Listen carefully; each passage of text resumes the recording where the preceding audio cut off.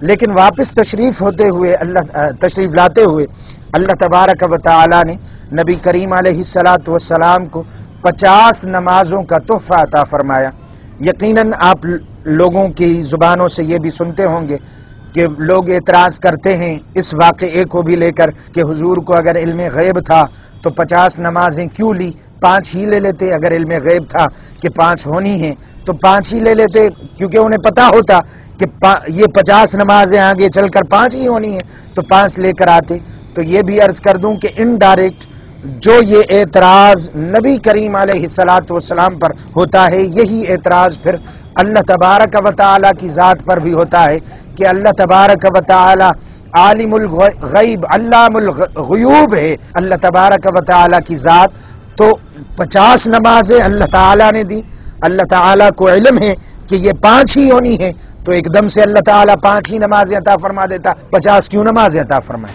تو یہ اللہ تعالی کے علم پر بھی جو ہے اعتراض ہو سکتا ہے، اس لیے اسے بے جا اعتراض کرنے سے، اور اگر کوئی اعتراض کرے بھی حضور علیہ السلام کے علم غیب پر تو اس کا جواب یہ ہے کہ یہی اعتراض اللہ تعالی کی ذات پر بھی ہوتا ہے، اس لیے زبان سنبھال کے گفتگو کرنی چاہیے۔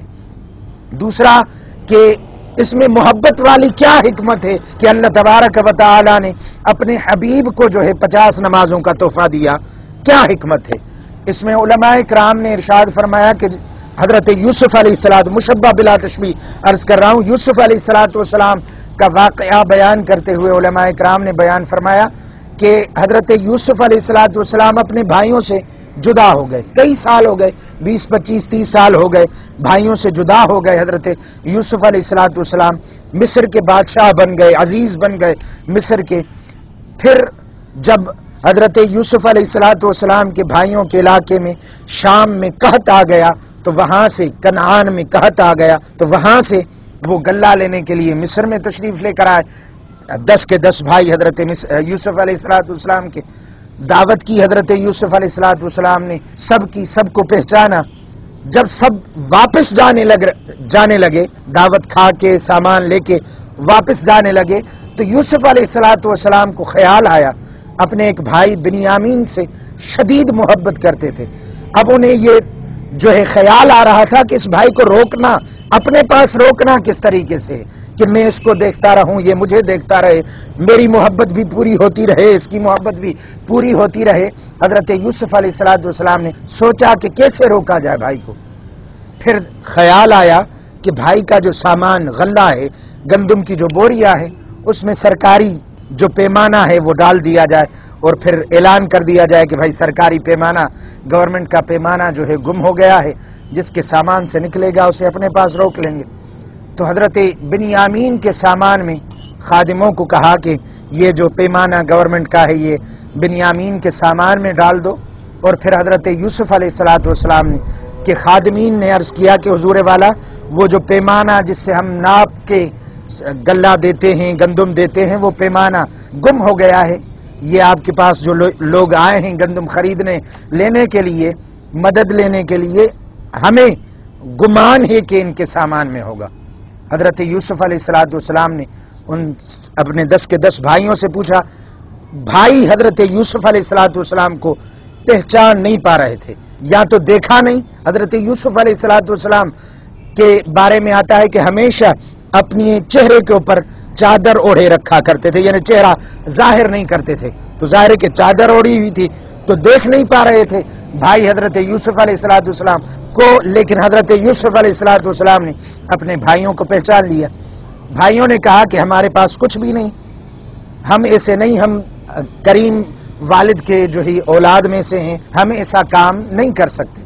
حضرت یوسف علیہ السلام کو اپنے والد کی شریعت کا پتہ تھا کہ جو چور ہوتا ہے اسے روک لیا جاتا ہے اور اسے قید کر دیا جاتا ہے، جس کے مال سے سامان نکلے چوری کا، اس کو روک لیا جاتا ہے۔ حضرت یوسف علیہ السلام نے فرمایا چلیں ہم تمہاری بات مان لیتے ہیں کہ تمہارے سامان میں وہ پیمانہ نہیں، غلے میں پیمانہ نہیں، اگر مل جائے تو پھر کیا سزا؟ بھائیوں نے کہا کہ جس کے سامان میں سے نکلے وہ اس کو آپ اپنے پاس رکھ لیں۔ حضرت یوسف علیہ السلام चाहिए ये रहे थे। आपने फरमाया ठीक है, हुक्म दिया कि सबके गलों को जांचो किसके साथ जो है गले में ये पैमाना निकलता है। पैमाना निकला हजरत बिन्यामीन अलैहिस्सलातु वस्सलाम के सामान से। हजरत यूसुफ अलैहिस्सलातु वस्सलाम ने उनको रोक लिया, क्योंकि कानून उन्होंने सबने बता दिया था कि ये कानून है, रोक लिया।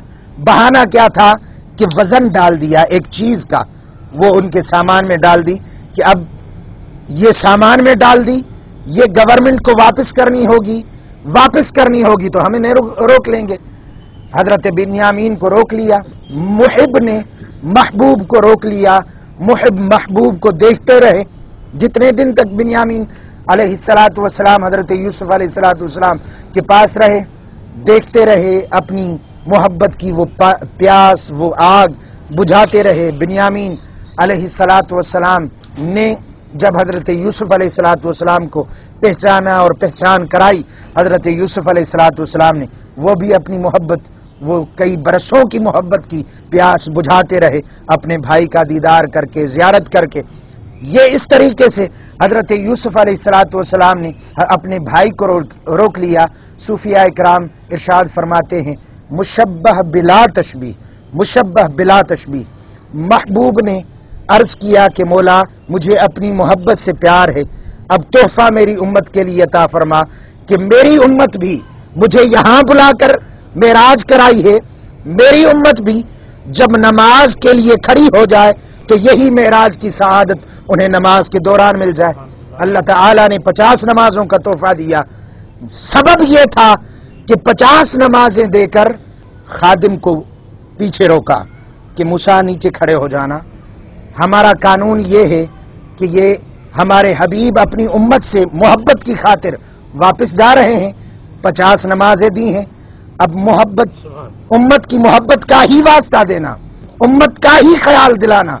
उम्मत का ख्याल दिलाओगे वापस लौट कर आएंगे, मेरे जलवों का नजारा करेंगे, मैं अपने महबूब को देखता रहूंगा।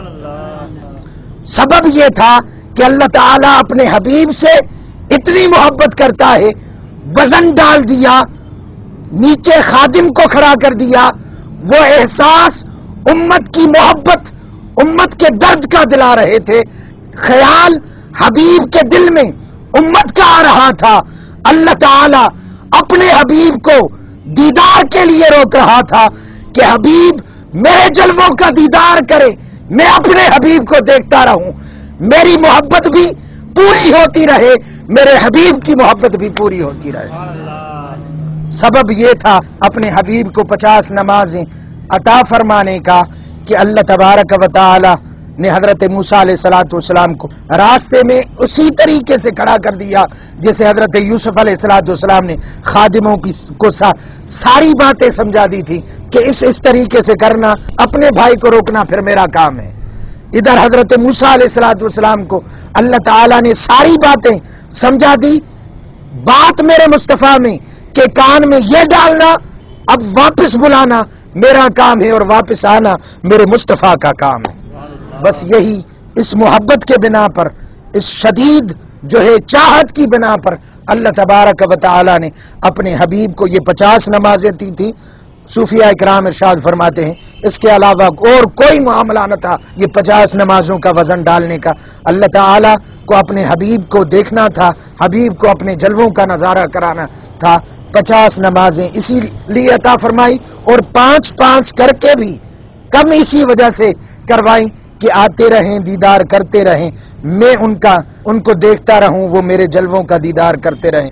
बस मोहब्बत, ये मोहब्बत की प्यास बुझती रहे, मोहब्बत की चाहत जो है वो बढ़ती रहे और बुझती रहे। बस इस बिना पर अल्लाह तबारक व तआला ने अपने हबीब को ये 50 नमाजें अता फरमाई। अल्लाह तबारक व तआला से दुआ है अल्लाह तबारक व तआला हमें अहले सुन्नत व जमात के मुताबिक और सूफिया इकराम की इन मोहब्बत भरी बातों के मुताबिक अकायद और ऐसे मोहब्बत भरे जो है अकीदे रखने की तौफीक अता फरमाए। वमा अलैना इल्लल बलागुल मुबीन।